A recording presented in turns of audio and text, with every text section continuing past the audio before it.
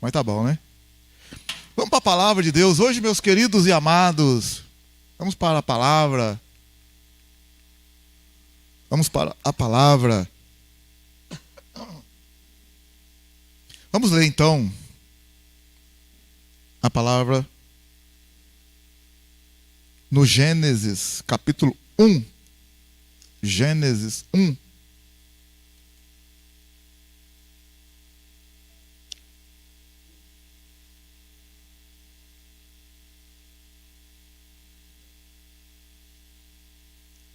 Está na mão? Gênesis 1,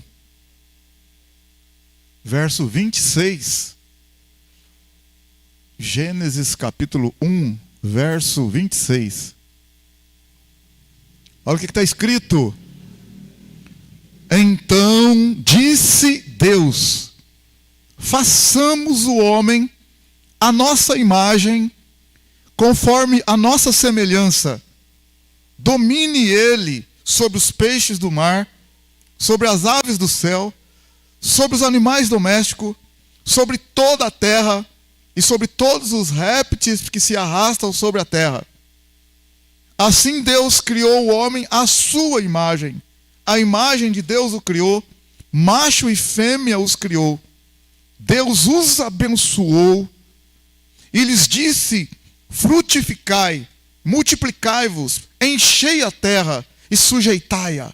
Dominai sobre os peixes do mar, sobre todas as aves do céu e sobre todos os animais que se arrastam sobre a terra. E disse Deus ainda: tenho-vos dado todas as ervas que produzem semente e se acham sobre a face de toda a terra, bem como todas as árvores em que há fruto que dá semente.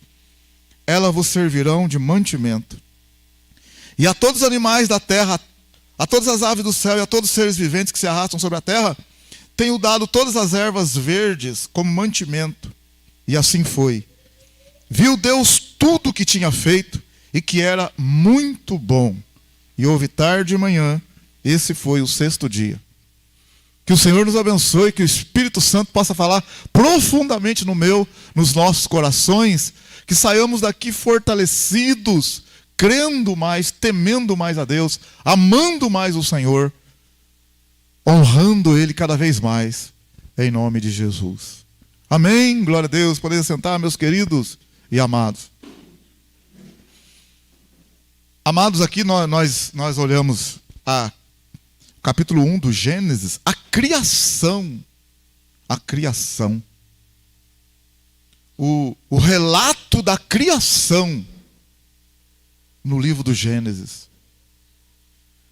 Quando você está numa escola, por exemplo, você vai ali está no ensino fundamental, que a criança saiu do municipal, né? Sai da escola municipal e ela vai para o fundamental, já começa assim já a ser ministrado pelos professores alguma coisa sobre como que o mundo foi criado assim de uma forma que eles entendam. Só que na escola, o que aqui no Brasil, o que dá a ênfase é dada na evolução. Fala-se que até existe a teoria da criação, que é o que nós cremos. Mas a biologia, a ciência, na escola, vai pegar pelo caminho da evolução e vai até o ensino médio. A criança no Brasil hoje não tem abertura nas escolas ainda, por enquanto, para se tratar da possibilidade ou da teoria com mais força assim, da criação. É o que eu estou mostrando para vocês aqui no capítulo 1 do Gênesis. Lá vai falar da teoria de Charles Darwin, né? Que ele com mais um outro rapaz lá que desenvolveram a teoria da evolução. E aí pega, os livros são baseados nisso, né? Já nos Estados Unidos já está tendo uma abertura, já tem uma abertura nos Estados Unidos e em outros países sobre o criacionismo, mas de uma outra forma, né? Por meio do design inteligente, já que a gente fala um pouquinho, se Deus permitir, sobre isso. As crianças elas querem saber também, né? As crianças querem saber. Mas, às vezes, o pai e a mãe passam apertado com a criança. Umas perguntas que elas fazem. Esse dia mesmo uma criança fez uma pergunta, não lembro para quem aí, perguntou para a mãe assim: ô mãe, mas Deus está lá no céu? Mais ou menos assim. A mãe falou: tá. Ah, mas como é que você vai falar que está no meu coração? Se ele está lá, como é que ele está aqui? Olha a situação.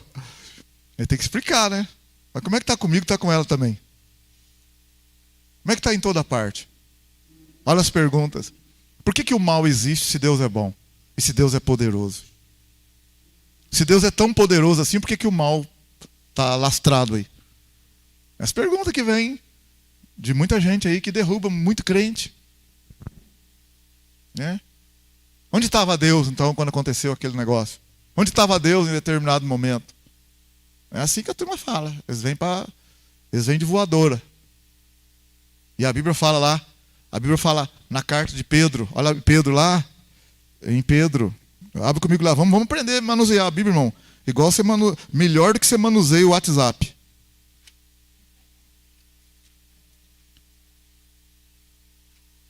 Lá em Pedro, lá, 1 Pedro, capítulo 3. A gente nunca vai saber tudo, irmão, mas o Espírito Santo, se você está buscando a Deus, está correndo atrás, o Espírito Santo vai te dar uma palavra. Pode ter certeza. E mesmo que não dê, a pessoa vai ficar convencida pela sua sinceridade. Às vezes você fala assim: olha, eu não tenho essa resposta agora, mas eu vou ver, depois eu te falo. Mas sempre Deus vai confortar os corações. 1 Pedro 3,15. Antes santificai Cristo como Senhor em vosso coração. Estais sempre preparados para responder com mansidão e temor a todo aquele que vos pedir a razão da esperança que há em vós. Então, olha bem, a primeira coisa que ele fala: santifique a Cristo como Senhor no teu coração. O que está querendo dizer? Tenha Jesus como Senhor e Salvador da tua vida em primeiro lugar. Primeira coisa, tem que ter o Senhor Jesus como Senhor e Salvador da tua vida. Ele é o Senhor. Maravilha. Número 1 na tua vida. Aí, a partir dali, ele fala: e procure estar sempre preparado para responder com temor. Com temor. E mansidão. Não é para gritar com a pessoa, forçar. Porque quando a gente fala uma palavra de Deus, nós já estudamos um pouco da parábola do semeador. Nenhuma semente, ou 99,99%, nenhuma semente você planta ela agora, ela cresce agora. Mas a semente deve ser semeada. A semente, lá em Lucas 8, Mateus 13, a semente é a palavra de Deus. A semente foi plantada. Eu não sei como você entregou sua vida para Jesus, como que você converteu. Se a pessoa já falou, você creu na hora, eu sou de Jesus, e acabou, e ficou firme dali para frente. É muito difícil acontecer isso, no estalo assim. Nunca ouviu, já ouvi. Normalmente a gente ouve, e a gente fica assim, relutando, pensando, analisando, digerindo. E isso leva às vezes dias para a gente falar assim: é verdade, eu estou errado, está com razão. Eu, por exemplo, minha mãe na época lá morava em Camanducaia. Meu irmão, que é o Clóvis, que é casado com a Marilda, nem convertido era. E nem eu também. E eu morava em Pouso Alegre. E um dia eu fui em Camanducaia visitar a minha mãe. O Clóvis, meu irmão, estava na cozinha conversando com a minha mãe lá, e eu estava na sala. E os dois estavam conversando. Lá tinha uma cortininha assim, né, separando os dois ambientes. Eu estava na sala. E aí, de repente, eu escutei o Clóvis lá falando com minha mãe assim: não sei porque que a senhora vai nesses lugares aí, irmão, fazer essas coisas que a senhora faz, essas rezas que a senhora faz aí. Na Bíblia está escrito, Jesus disse: eu sou o caminho, a verdade e a vida. Ninguém vem ao Pai a não ser por mim. Seu meu irmão, que não era crente, falou isso para minha mãe, na cozinha. Eu que estava na sala, que não tinha nada a ver com peixe. Quando eu escutei aquele versículo que ele falou lá, que eu nem entendia nada, eu fiquei pensando assim na sala, falei, engraçado, né, rapaz? Jesus falou isso mesmo. Como que pode? Se Jesus falou que ele é o caminho, a verdade e a vida, que ninguém vem ao Pai não ser por ele, por que tem tantos... Aquilo foi uma primeira coisa que inculcou, que entrou na minha cabeça assim. Isso, mudou o assunto, eu não converti, nem minha mãe, nem meu irmão. Ninguém converteu ali, nessa hora. Mas como que meu irmão escapou uma palavra dessa? Da onde que ele tirou isso? Como que pode, irmão? Nunca. Ele converteu depois de mim. Andou na pingaiada, na bebedeira. E soltou essa palavra na cozinha para minha mãe. Inteirinho o versículo assim. Meu irmão não lembrava nem onde ele dormia, nem na casa. Lembrava de nada. Recitou o versículo inteirinho. E aquilo falou comigo ali. Ó. Foi a primeira vez que... E depois os anos se passaram. Aí que eu vim morar. Eu morava em Pouso Alegre. Eu vim morar em Itajubá.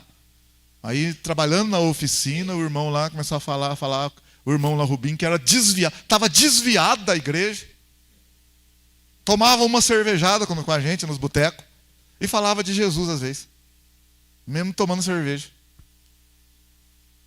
Aí eu converti pela misericórdia de Deus.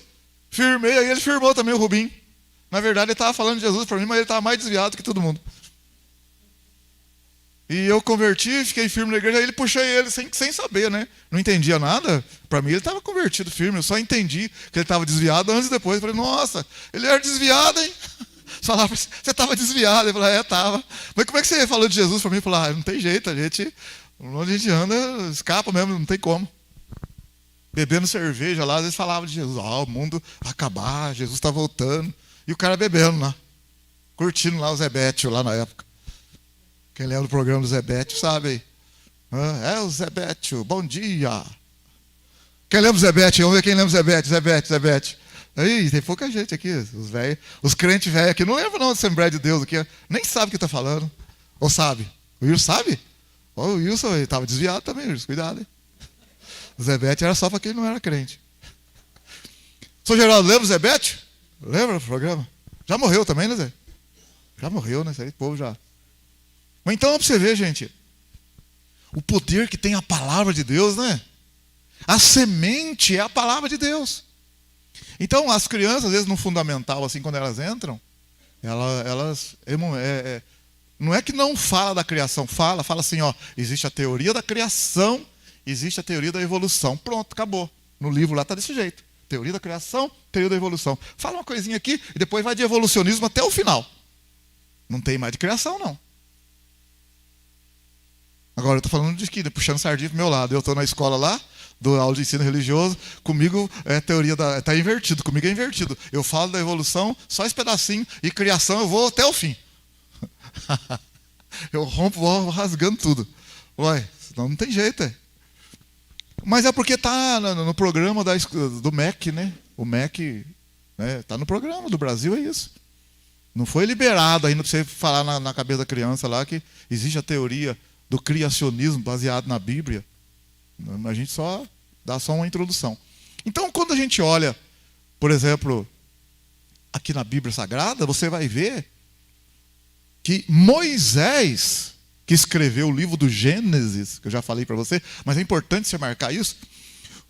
Ó bem, se você pegar o calendário depois de Cristo e antes de Cristo, nós estamos no ano 2023 depois de Cristo.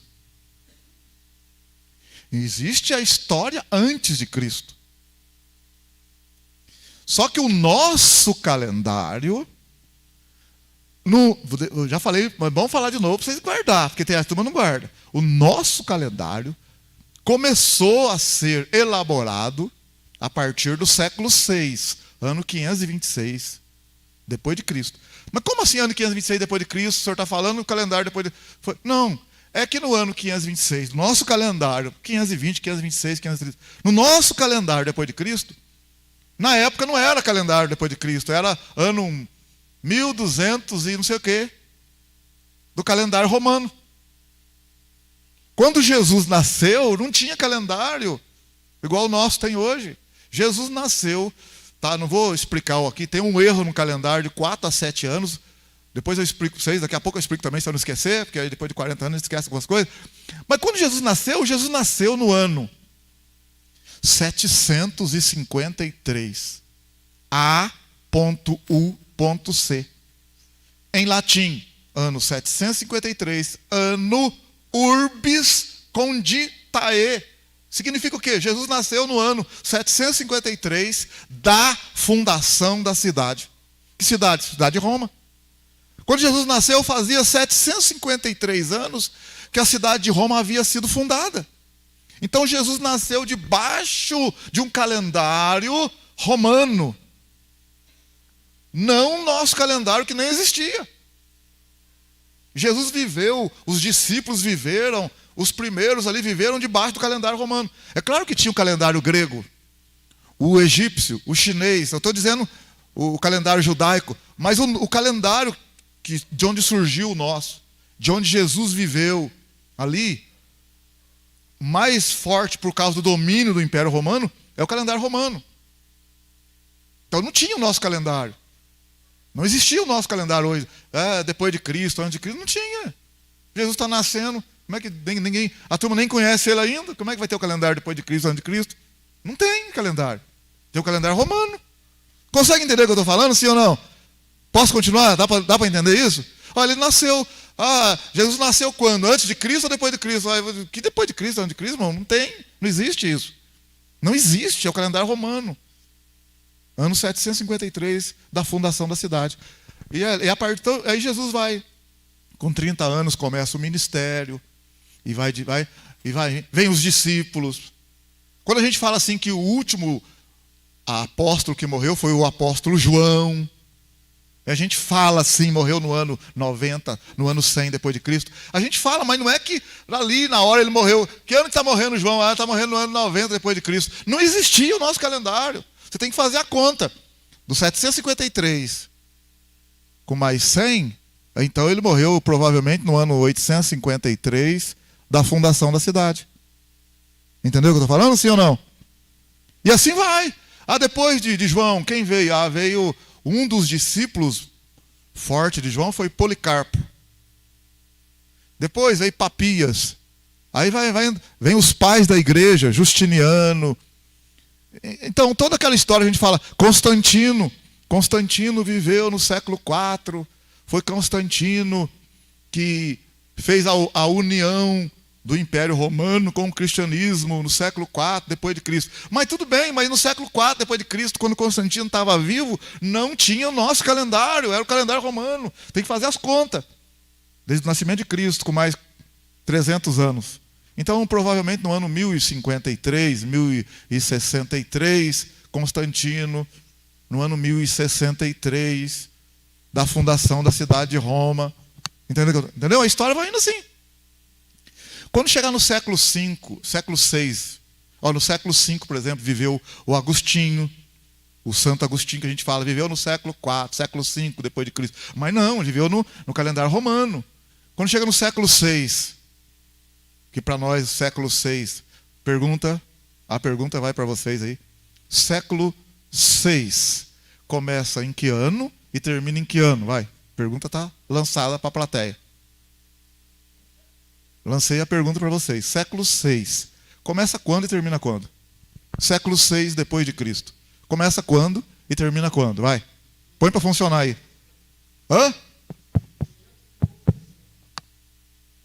501 a 600. É o século VI. Então, quando a gente fala assim, no século VI depois de Cristo, no século VI depois de Cristo, no começo do século VI, ano 500 e pouco, não existia o nosso calendário ainda. Aí, um monge chamado Dionísio Exíguios, amando do seu líder, vai então começar a fazer um calendário. Um calendário que esteja baseado no nascimento de Cristo. Então, olha bem, só 500 e poucos anos depois,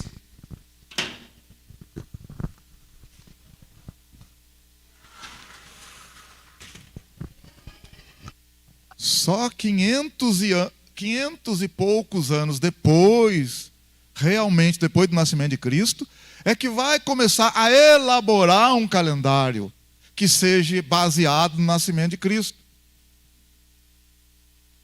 Então vai ter o calendário, vai elaborar o calendário, dá trabalho, né? O calendário você não faz da noite para o dia. Então, aí vai sair o calendário, o primeiro calendário, baseado no nascimento de Cristo, antes de Cristo e depois de Cristo.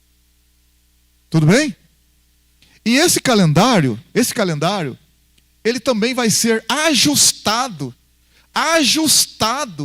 no ano 1582 pelo Papa Gregório XIII, por conta de uma diferença de dias, de segundos lá. Por isso que o nosso calendário hoje ele é romano gregoriano. No ano 1582, o Papa Gregório, ele foi acertar, ajustar o calendário. Por isso que o nosso calendário ele é romano gregoriano, por causa do ajuste que esse Papa Gregório fez no ano 1582, de um ajuste de 10 dias de diferença. Então o nosso calendário é romano gregoriano. Às vezes fala juliano, porque Júlio César também tem uma participaçãozinha lá, de leve, lá quando ele muda de 10 meses para 12 meses o calendário romano, antes de Cristo. Ele mudou o calendário de 10 meses. O calendário romano era de 10 meses. O calendário romano era de 10 meses, depois mudou para 12 meses, porque estava dando uma diferença nos anos, na questão da estação. Por exemplo, o frio. O frio está agora. Aí o calendário era de 10 meses, chegava em fevereiro do ano que vem, já estava frio de novo. Falou, mas alguma coisa está errada, está dando confusão na plantação. Aí foi ajustando até acertar. Por isso que praticamente quase bate certinho o frio. Maio, junho, julho, a primavera, setembro, verão, dezembro, outono, né, abril, março, abril, bate quase certinho, por causa do ajuste do calendário. Senão ia ficar tudo, cada ano você não sabe que dia, que mês que ia dar a estação X lá. Ia ser uma confusão. Então, quando esse Dionísio Exíguios, no século VI, então no ano 500 e pouco, fez o calendário, ele tomou como base o nascimento de Cristo no ano 753 da fundação da cidade de Roma. Então ele colocou assim, Jesus nasceu no ano 753 do calendário romano. Então a partir dali ele fez o calendário antes de Cristo e depois de Cristo. Quando eu digo que tem um erro no calendário, porque a história mostra que ele colocou o nascimento de Cristo no ano 753 do calendário romano. Pensa aí, Ele colocou o ano 1 de Jesus no ano 753 do calendário romano.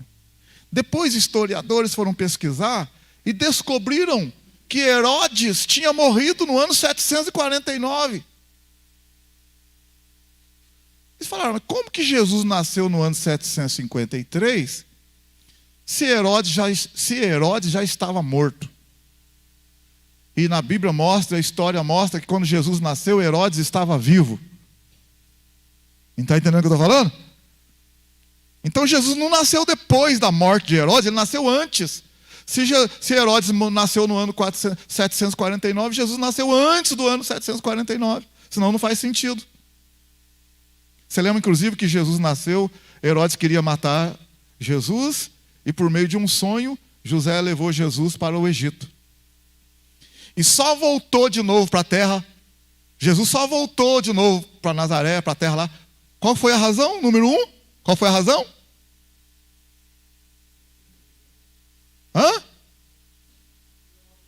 Porque Herodes havia morrido. Então, quando Herodes morreu, Jesus estava no Egito.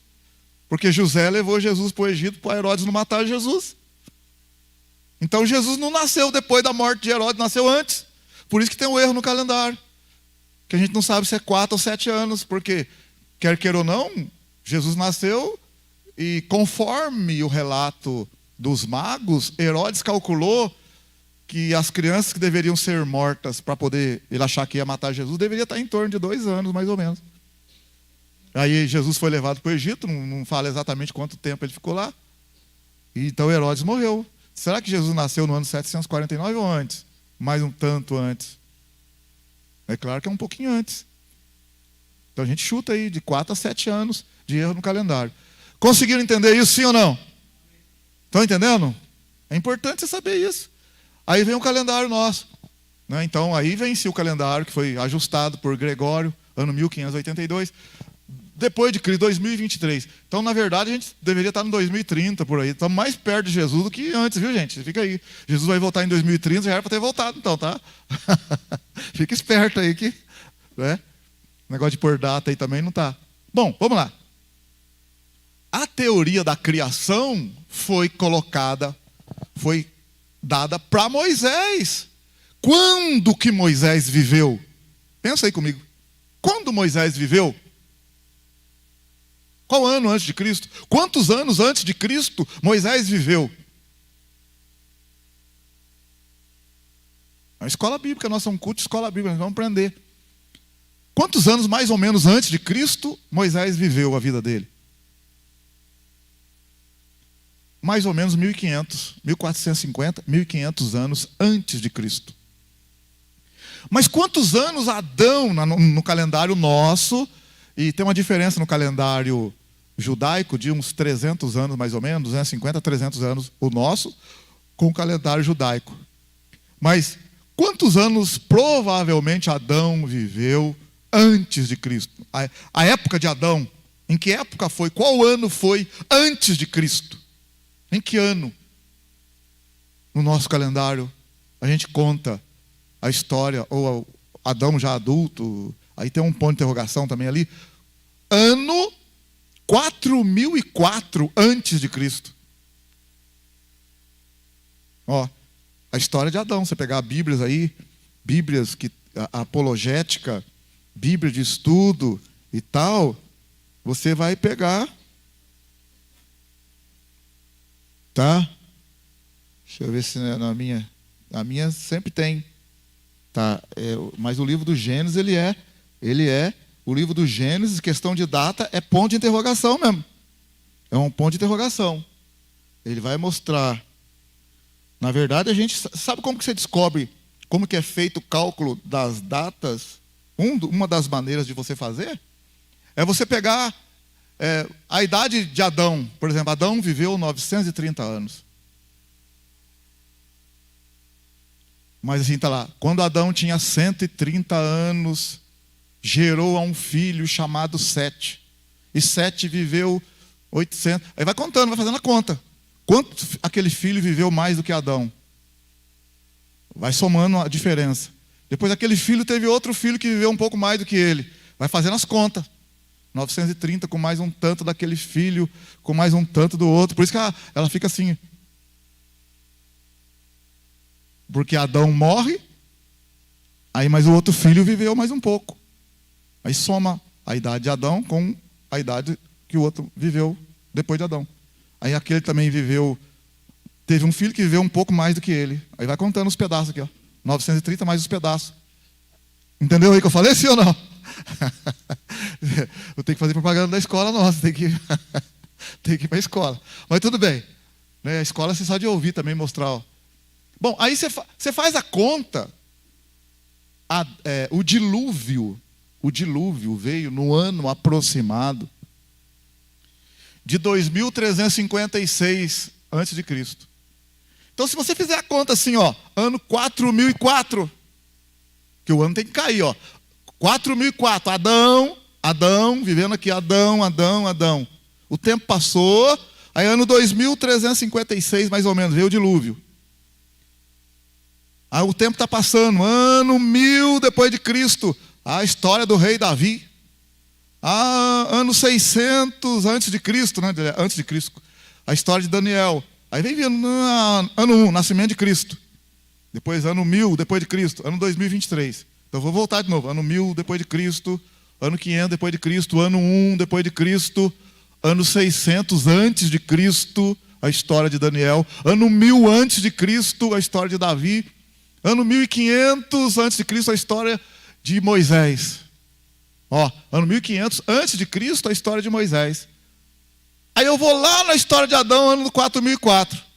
Ó, 4004 para 1500, eu tenho que fazer a diferença para saber qual é a distância em anos de Adão e Moisés. Qual que é a distância mais ou menos? 4000 para 1500. Qual que é a distância em anos? 2500 anos. Então o Moisés, que viveu no ano 1500 a.C., não conhecia, não conheceu Adão. Não conheceu Noé, não conheceu Abraão, não conheceu esse povo, não. Não viu o dilúvio, não viu nada disso. Consegue entender o que eu estou falando? Agora eu pergunto para você. O Moisés, se você ler a história no livro de Êxodo, Moisés, e no livro de Atos dos Apóstolos, capítulo 7, vai contar como que Moisés viveu quando ele nasceu no ano 1500 a.C. Você conhece? Ele foi escondido para não morrer com as crianças, colocaram ele no cestinho, colocaram no rio. Depois ele foi criado no palácio pela filha do faraó, não foi? A filha do faraó criou ele na faculdade do Egito. Moisés fez o municipal dele no Egito. Fez o fundamental no Egito. Fez o ensino médio no Egito. Fez a faculdade no Egito. Porque foi criado pela princesa, pela filha do faraó. Tudo bem, sim ou não? Agora, quando ele tem 40 anos... Você está vendo que não tem como eu ir na Bíblia mostrar tudo para você. Você sabe que eu estou falando, está na Bíblia. Então a gente fica o dia inteiro falando. Quando Moisés tem 40 anos, o que a Bíblia fala? Ele pensava que já estava na hora dele libertar o povo, que realmente era o povo dele, da escravidão. Quando ele viu um egípcio maltratando um israelita, o que Moisés fez? O que Moisés fez? Matou o egípcio. O que mais que ele fez com aquele corpo do egípcio? Escondeu, enterrou na areia. E tinha 40 anos, Moisés. Quando no outro dia ele vai de novo, ele sai ali, achando que ninguém está sabendo e tal. Ele vê dois israelitas, um irmão brigando com o outro, ele foi apartar a briga dos dois. Dos dois irmãos. Ô, vocês estão brigando aí, para com isso. O que um falou para ele? O que um deles falou para Moisés? Você está querendo matar a gente igual você matou o egípcio ontem? Quando Moisés percebeu que o pessoal sabia, estava sabendo o que ele havia feito, e o faraó ficou sabendo também, Moisés teve que fazer o quê? O que Moisés teve que fazer? Fugir do Egito. Aí Moisés vai viver 40 anos no deserto. Aí é muito importante, gente. Eu estou falando para você, parece que eu não estou falando nada, mas é muito importante isso. São coisas que dão base, sustentação para a nossa fé. Para você acreditar. Então, quem escreveu o livro do Gênesis, do Êxodo, do Levítico, do Números, do Deuteronômio, foi Moisés. Isso é fato consagrado no meio do povo de Israel e por 90% da historicidade. Não tem como negar isso. Moisés escreveu. Agora eu pergunto para você, meu irmão, quando Moisés escreveu? Tudo indica que ele só escreve, não tem outra razão, quando Deus fala com ele, quando ele tem 80 anos, quando Deus falou na sarça. Quando Deus traz a revelação que ele tem que ir para o Egito tirar o povo a partir daquela data. Em qualquer momento Deus foi mostrando para ele. Ele deveria ter escrito, se é que ele fosse escrever alguma coisa, ele deveria ter escrito o livro do Gênesis, a criação do universo, baseado no que a faculdade e a escola dele ensinou. Se ele estava na escola, você perguntar para um aluno seu da escola, o que o professor ensinou? O professor ensinou que nós viemos da ameba, nós viemos não sei de quê, que nós era macaco e agora, né, nós fomos evoluindo, nós era caído assim e agora nós estamos assim, reto. Ele vai mostrar para você aquelas fases lá. Você perguntar, então Moisés deveria ter escrito assim também. Se ele aprendeu, mas claro que Moisés não ia escrever desse jeito, porque a teoria da evolução, no caso, só veio no século XIX. Mas Moisés deveria ter escrito da maneira como ele aprendeu no Egito. Como que o Egito ensinava que o mundo foi criado? O Egito ensinava, na época de Moisés, que o mundo foi criado por um grande ovo que surgiu no espaço e que esse ovo passou por um processo de mitose, que foi se dividindo, formando os planetas, e formando o universo, e formando a Terra. E que o ser humano, o homem, surgiu de um lodozinho às margens do rio Nilo, principalmente quando depois que o rio transbordava, deixava um lodozinho ali, um vermezinho ali e tal, que a partir daquele lodo, daquele vermezinho que surgiu o homem. A faculdade egípcia, na época de Moisés, ensinava isso. Então, por que Moisés... Olha bem, Atos capítulo 7, só para você falar assim, rapaz, pastorzinho desgramado, está escrito mesmo. Atos capítulo 7, olha onde Moisés foi ensinado, ó. Atos capítulo 7, ó. Você vê que eu estou mostrando aqui, você vai falar, rapaz, o pastor não inventou não, está mesmo lá. Você vai falar, rapaz, olha que coisa séria. Atos capítulo 7, abre aí para você ver. Você vê como que o negócio é sério, gente. Que não é brincadeira. Está na mão? Você abriu o livro de Atos, olha aqui em mim agora, para você não se perder aí. Olha aqui em mim, para eu explicar para você entender. No livro de Atos, no capítulo 7, isso aqui está acontecendo depois que Jesus ressuscitou. O livro de Atos é depois da ressurreição de Cristo. E exatamente no capítulo 7, o Sinédrio, o grupo de fariseus e saduceus, estão perseguindo os cristãos. E aqui no capítulo 7, eles trazem o discípulo chamado Estevão e perguntam para Estevão, por que você está falando de Jesus, pregando que Jesus é o Salvador aí? Então no capítulo 7 de Atos, Estevão vai relatar, vai fazer a sua defesa diante dos fariseus e dos saduceus, por que ele crê em Jesus. E dentro dessa narrativa dele, dessa fala dele, ele vai falar da história lá que eu estou falando para vocês aqui. Lá de trás vai vindo assim, ó. Vai vir assim, ó. Abraão vai contar um pedaço, vai contar a história de Moisés, vai contar a história de Davi, dos profetas. E Estevão vai contar e vai chegar até nos dias de Jesus, e nasceu Jesus, e que morreu e ressuscitou. É desse Jesus que nós estamos falando, e vocês não crêem nele. É isso que Estevão vai falar para aquele povo. Ele vai contar lá de trás como que Jesus nasceu. E durante o que ele está falando, olha aqui no verso 20, ó. No verso 20, Atos capítulo 7, verso 20, quando ele está fazendo a defesa, ó. Nesse tempo, ele está contando para aquele povo, explicando. Nesse tempo nasceu Moisés.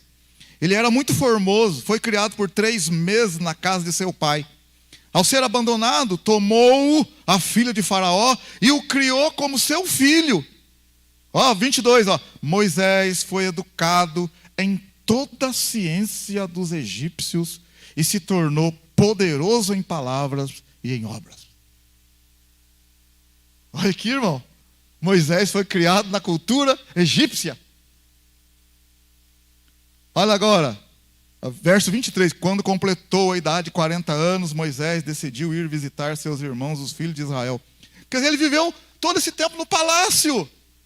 Depois é que ele foi visitar a turma lá, onde ele matou o egípcio, depois ele matou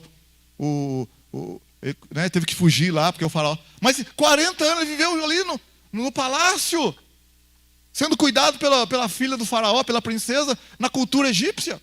Então, como que Moisés deveria ter escrito o relato da criação? Ele deveria ter escrito que se existe um Deus acima do faraó, se por acaso existisse um Deus acima do faraó, ele deveria ter escrito de acordo com a cultura egípcia. Mas ele não ia escrever desse jeito. Ele ia escrever que um faraó, que era um Deus supremo, porque o faraó era tido como um Deus no Egito, né? O faraó era tido como um Deus no Egito. Ele ia escrever alguma coisa do Egito, da supremacia egípcia. Mas como que ele escreve? Olha aí, Gênesis capítulo 1. Gênesis capítulo 1. Verso 1. Olha aí. De onde que ele tirou isso, irmão? Gênesis capítulo 1, versículo 1. No princípio criou Deus os céus e a terra. A terra era sem forma e vazia. Havia trevas sobre a face do abismo. E o Espírito de Deus pairava sobre a face das águas. E disse Deus, haja luz, e houve luz. Verso 4. Viu Deus que a luz era boa, e fez separação entre luz e trevas. E chamou Deus a luz dia, e as trevas noite, e houve tarde e manhã. Esse foi o primeiro dia. Como que ele escreve isso? Sabe como que ele escreve isso? Por revelação de Deus. Se ele não estava aqui, ele nem conheceu Adão. Adão viveu 2.500 anos antes dele. Como que ele escreve? revelação de Deus, inspiração do Espírito Santo. Porque humanamente ele deveria ter escrito o que ele aprendeu na faculdade, o que ele aprendeu na cultura egípcia. Então, quando ele escreve o relato do capítulo 1, do capítulo 2, e toda o Gênesis ali, revelação. Claro, algumas coisas foram passadas, alguns eventos foram passados a partir principalmente do capítulo 6 e 12, verbalmente, oralmente, porque as famílias naquela época eram diferentes das nossas na questão de falar a verdade. Irmão, a mentirada que tem no meio do povo hoje, a mentirada está no meio dos crentes. O povo, naquela época, eles mantinham muita, claro, tinha também as suas coisas lá, mas o povo falava a verdade, irmão. E esse povo de Deus aqui, no caso aqui, a descendência de Sete, você tem que entender também, Adão teve o Caim e o Abel. O Caim e o Abel, que geraram filhos e filhas. O Caim matou o Abel. E o Caim e o seu clã se afastaram da presença de Deus. A descendência de Caim se afastou da presença de Deus, está bem claro. Olha aqui no Gênesis capítulo 4, olha aí, Gênesis, vira um pouco a folha aí para você ver. O Caim, que era um dos filhos de Adão lá, depois que ele matou o Abel, olha aqui, Gênesis 4, verso 16, ele foi viver a vida dele, Gênesis 4, 16. Então saiu Caim da presença do Senhor e habitou na terra de Nod, a oriente do Éden. Para aí, não continua lendo, não você perde depois você lê lá. Então, e outra coisa interessante também. Tem gente que fala assim, presta aqui pra você ver, tem gente que fala assim, já existia outra cidade lá, porque olha aqui, o Caim foi morar na cidade de Nod. Não é que está escrito aí? É ou não é? Não, mas tinha outra terra lá chamada Nod. Ei, peraí. Quem escreveu foi Moisés. Quando Moisés escreve, aí sim existia a terra de Nod. Por isso que ele põe o nome, dá nome para os bois. Mas na época lá de Adão, não tinha nome conforme tem esse nome agora. Era uma terra lá, sei lá, um outro nome lá.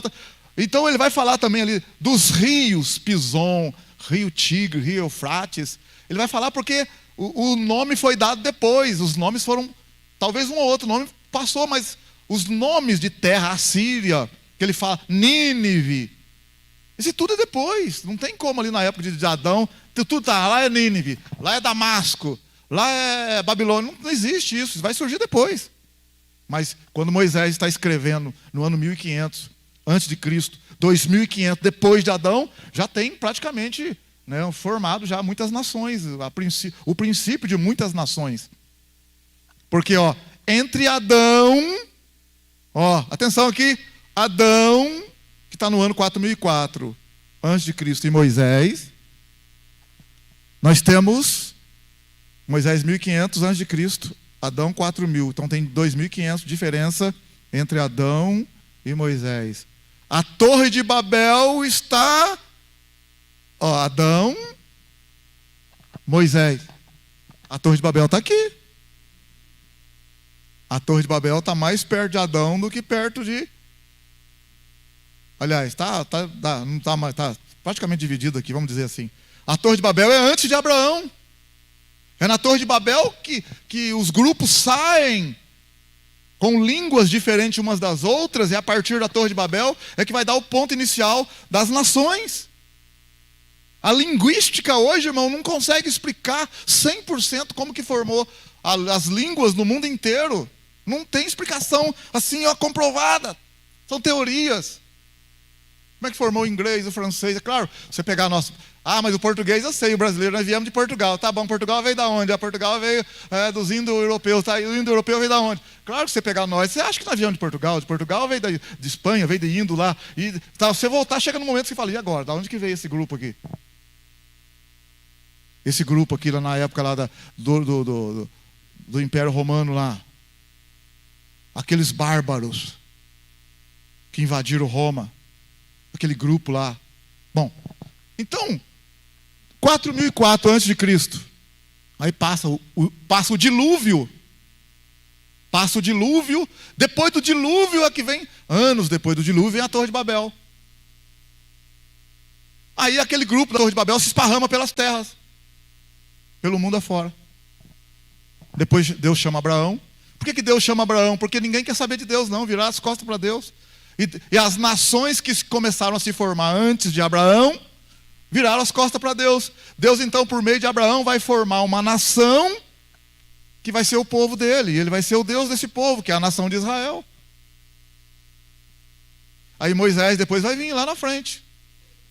Depois de Abraão, Isaac, Jacó, aí vai vir Moisés. O Moisés vai escrever então o livro do Gênesis por revelação divina. Um outro motivo pelo qual, claro, Moisés escreveu por revelação divina. Mas qual a razão, uma das razões que Moisés escreveu? Eu falei que ele escreveu o que ele escreveu, não pelo que ele aprendeu na faculdade do Egito. Porque pelo Egito ele teria escrito de outra forma, conforme ele aprendeu lá. Mas como ele teve a revelação de Deus, ele fugiu quando tinha 40 anos, foi para o deserto. Quando ele tem 80 anos, no Êxodo capítulo 3, Deus aparece para Moisés e fala para ele libertar o povo de Israel. Então, naquele momento ele não conhecia Deus ainda. Ele vai começar a conhecer Deus, quando Deus fala, ele pergunta para Deus, mas quem é o Senhor? No Êxodo 3, ele fala, eu sou o que sou. Mas quando os egípcios perguntar o nome do Senhor, como é que eu faço? Diga que eu sou, te enviou. Então Moisés vai libertar o povo lá, com aquelas 10 pragas. Moisés começa então a ter um relacionamento com Deus. Começa a conhecer Deus. Então Deus vai trazer essa inspiração para ele escrever o livro do Gênesis. Qual a razão? Uma das razões. Sabe por quê? O povo de Israel, quando saiu do Egito, olha, se Moisés está tendo a revelação de quem é Deus, e o povo de Deus que está no Egito tem essa revelação? Não tem ainda. Por quê? Porque eles ficaram muito tempo no Egito, escravos no Egito. Escravos no Egito. Quando Moisés vem, eles claro que eles têm um temor, por causa que os anciãos foram passando de geração em geração, que existe um Deus. Que existiu um Deus que fez isso, falou aquilo e tal. Mas está passando assim, verbalmente. Mas você sabe, se a gente não firmar com nossos filhos, nossos netos, a experiência com Deus vai ficando. A palavra vai passando, mas a experiência, não tem mais aquela experiência dos milagres que Deus fazia. Não está tendo aquela experiência mais. Então quando Moisés vai lá e levar as 10 pragas, que ele sai do Egito, depois que ele saiu do Egito, passou o Mar Vermelho e tal, Deus trouxe as revelações para ele vai escrever o livro do Gênesis, do Êxodo. Qual a razão? O povo saiu do Egito e, peraí, como é que o povo vê tudo aquilo e adora bezerro?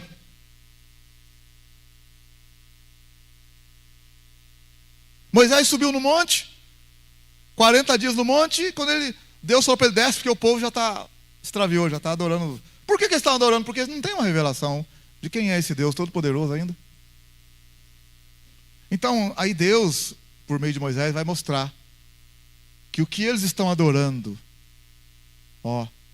que o que aquele povo de Israel está adorando no deserto, ou começou a adorar, que são criaturas, que é o bezerro, a vaca, a rã, o rio Nilo, as estrelas. O que eles estão adorando é criatura. E ele que é o Criador, o Supremo. Então Moisés vai escrever, calma, vocês estão fazendo tudo errado. No princípio criou Deus os céus e a terra era sem forma e vazia. E disse Deus, haja luz e houve luz. Então Moisés vai relatar para eles que aquilo que eles estão adorando ali, árvore, criação, não, isso não é Deus não. Deus foi quem criou tudo isso. É essa a revelação que Moisés vai trazer para eles, por meio do livro do Gênesis. Por isso que em Deuteronômio capítulo 6, Deuteronômio também, além do Gênesis ali, Deuteronômio, porque Deuteronômio é uma repetição de tudo, porque Moisés, quando escreve Deuteronômio, Moisés está morrendo, Moisés está com 120 anos, então ele precisa dar uma revisão em tudo, para saber se o povo estava firme com Deus mesmo. Aí no Deuteronômio, por exemplo, no capítulo 6, ele vai escrever assim, ó. Deuteronômio 6. Moisés está com 120 anos, vai morrer, ó. Deuteronômio capítulo 6. Estes são os mandamentos, os estatutos e os juízos que o Senhor teu Deus mandou ensinar-te, para que os cumpra na terra a que passas a possuir, para que temas ao Senhor teu Deus, guarde todos os seus estatutos e mandamentos que ordeno a ti, a teus filhos e a teus netos, todos os dias da tua vida, a fim de que os teus dias sejam prolongados. Olha o verso 3, ó. Ouve, ó Israel, e cuida de pô-los em prática, para que te vá bem, e muito te multipliques na terra que manam leite e mel, como te disse o Senhor, o Deus dos teus pais. Ouve, ó Israel, o Senhor nosso Deus é o único Senhor. É tipo assim, o faraó não é o Senhor. O faraó não é Deus. O único Senhor é o nosso Deus que criou todas as coisas. Aí o verso 5, depois que ele explicou o Gênesis, amarás o Senhor teu Deus de todo o teu coração, de toda a tua alma, de todas as tuas forças. É esse Deus que criou todas as coisas. Vocês ficam adorando bezerro, adorando estrela, adorando rã, adorando rio Nilo. Não, não é isso. E aí no capítulo 7 ele fala ainda, ó, no capítulo 6 mesmo, ó, o capítulo 6, vamos pular aqui para a gente... verso 6, ó. Estas palavras que hoje te ordeno estarão no teu coração. Tu as ensinarás repetidamente a seus filhos, e delas falarás assentado em tua casa, andando pelo caminho, deitando e levantando. Também as atarás na tua mão por sinal, e te serão por faixa na testa, e as escreverás nos batentes da porta da tua casa.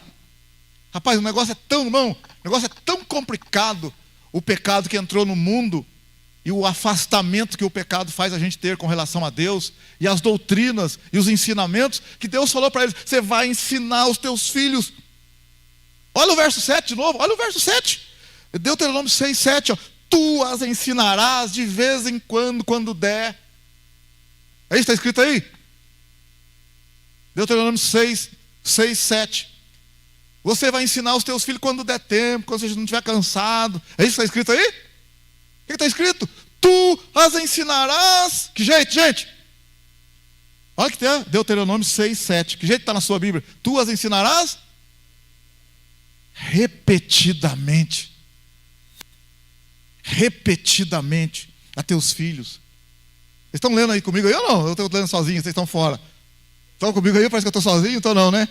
Estão aí? Então vamos ler todo mundo o versículo 7, então vamos ver, vai. Acordar aí, vamos lá. Verso 7, vamos lá.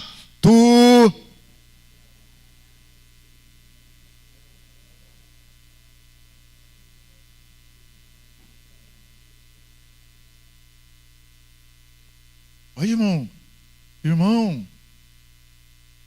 Então, na escola, por exemplo, né, a gente vai finalmente aqui, a hora voa, né? Na escola tem esse ensinamento do evolucionismo. E logo a gente vai ter a surpresa que Deus vai abrir as portas para o criacionismo.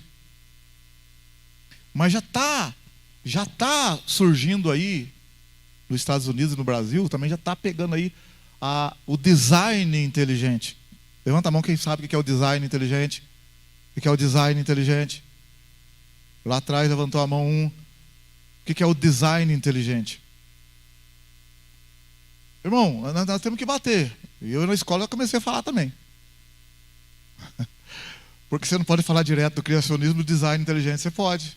Por quê? Porque se você bater de frente, qualquer professor, qualquer pessoa, quando vai estudar o design inteligente, vai tremer na base. Pode ser o professor evolucionista, pode ser o que for, vai tremer na base. O que é o design inteligente? O design inteligente é uma proposta de cientistas. Não é uma proposta de gente religiosa. Pode ser que vários cientistas também tenham, claro, tem as suas religiões lá. Mas nem todos os cientistas que acreditam no design inteligente são religiosos e acreditam em Deus. Mas acreditam no design inteligente. O que é o design inteligente de forma resumida? O cientista... vou falar aqui do cientista que não crê em Deus, então, como nós cremos aqui, e ele acredita no design inteligente. Por que ele acredita no design inteligente? A ciência mostra que o design inteligente, ela é uma comprovação científica de que se as coisas existem como elas existem hoje, estão como elas estão hoje, e elas são complexas e organizadas, tudo que está não é complexo e organizado. Pensa para você ver. Qualquer coisa que você pensar é complexo. Um relógio é complexo, mas está organizado para funcionar. É verdade ou não é? Você abre um relógio ali, que complexidade. Não é verdade? Você abre o relógio lá, complexo. Ele é complexo, mas está organizado. Né? Qualquer estrutura, o carro é complexo, mas é organizado. Está funcionando. Você pega um liquidificador, complexo, organizado. Pega um celular, ele é complexo, mas está organizado. Assim, para você pensar o universo complexo, mas está organizado. É impossível que algo tão complexo e organizado tenha surgido do acaso. É muito complicado algo tão complexo e organizado ter surgido do acaso. Então, quando o cientista que não acredita em Deus, ele acredita no design inteligente, ele está querendo dizer o seguinte: o que não acredita em Deus, ele está querendo dizer o seguinte, eu não acredito em Deus, mas que existe alguém inteligente lá, que pode ser um extraterrestre, sei lá o que for, que para mim não é Deus, no caso do ateu, que existe alguém, existe, porque cientificamente as reações químicas, surgimento do material químico, do material genético, da composição molecular, da célula, dos átomos, do funcionamento do corpo, funcionamento do ar, cientificamente comprovado que não tem como surgir do acaso, alguém inteligente fez. Talvez o cientista vai dizer, foi um extraterrestre, mas não surgiu do acaso. Não tem como, é impossível. É impossível. Então o cientista que não crê em Deus, ele prova, não, alguém fez isso, algo fez isso, porque não pode. Não pode esse negócio desse ser tão exato, perfeito assim. Amém? Glória a Deus? E aí vai, tá? Aí semana que vem a gente continua aqui para vocês pegar o lance da coisa, que não deu nem para a gente entrar lá. Olha você vê, como é que vai falar dos atributos de Deus? Estamos rodeando ainda. O Creve quer falar alguma coisa, eu sinto que o Creve quer. O Espírito Santo está revelando, Creve.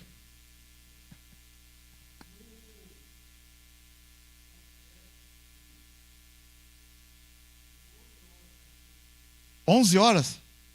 Olha. Se você quiser saber, vamos passar o nome para vocês aqui. Vocês procura assim, ó, quiser marcar isso, procura assim. Marcos Eberlin, é isso mesmo, Kleber? Marcos, cientista. Tem o Adalto Lourenço, que é um cientista. Adalto Lourenço, que é um cientista que todo mundo conhece, deve conhecer. Mas esse Marcos Eberlin, cientista, doutorado em química. Irmão, ele tipo assim, ele fala assim, não, chama lá o fulano da evolução, vamos sentar. Maior educação, não, vou respeitar ele, vamos sentar. Mas ele vai ficar enroscado comigo. Ele fala na cara dura assim, irmão.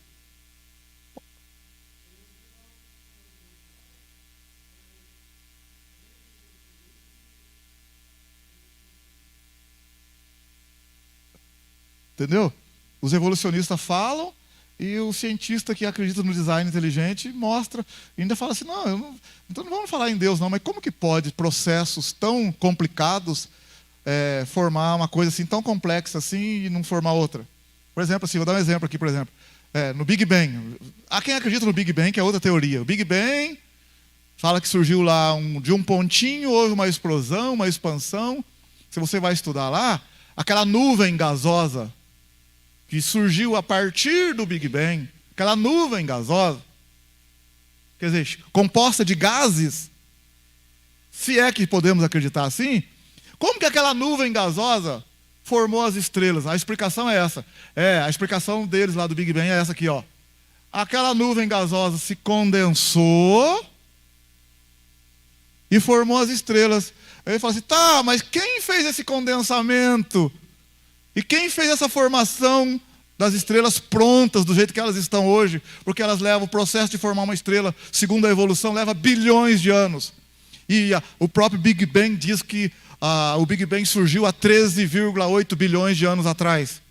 Se surgiu há 13,8 bilhões de anos atrás, e a formação de uma estrela é bilhões de anos, como que fica isso? Eles vão se embananar todos na conta.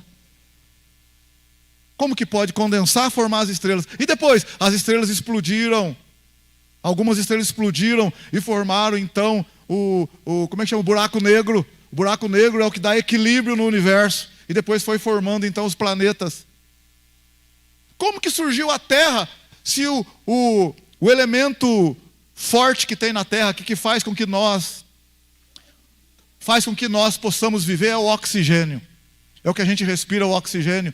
E se os dois elementos químicos mais poderosos e em grande quantidade que surgiu a partir do Big Bang foi o hélio e o hidrogênio.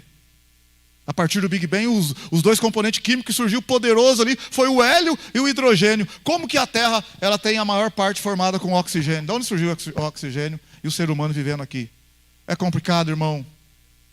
Mas eu quero terminar aqui falando para vocês assim, fica firme com Jesus, tá? Amém? Nós estamos no caminho certo. Você não precisa ficar apavorado, não. Se estivesse no caminho errado, eu ia falar para você, irmão, está tudo errado, nós construímos uma igreja aqui, vou fazer uma reunião com a diretoria, e nós acreditamos no Big Bang. É o Big Bang, é o Big Bang, é o Big Bang. Mas eu tenho uma notícia para você, não é o Big Bang, não, tá? Não é o Big Bang. Não é a teoria da evolução. É o nosso Deus, amém? Aleluia. Existe um Deus poderoso, que possui atributos. Só a primeira parte? Atributos de Deus são qualidades atribuídas ao caráter divino, de acordo com a sua autorrevelação, e que nos ajuda a entender quem Deus é. É importante entender que Deus não pode ser explicado ou definido de forma plena e compreensível aos homens. Sob esse aspecto, não se pode expressar o ser de Deus de forma adequada com algum atributo, palavra ou frase. Ou seja, mesmo o estudo sobre os atributos de Deus vai descrever Deus de forma limitada, pois Deus em sua plenitude é completamente incompreensível para nós. Deus é muito grande, muito elevado, mas Jesus veio para fazer com que nós possamos chegar até Ele, amém? Aleluia? É por meio de Cristo que nós podemos entender um pouco de Deus. Vamos ficar em pé, que esse Deus poderoso, maravilhoso, nos ajude nessa semana, que você possa confiar que você não está só, que eu não estou só, que Ele nos criou, aleluia, para a honra e glória dEle.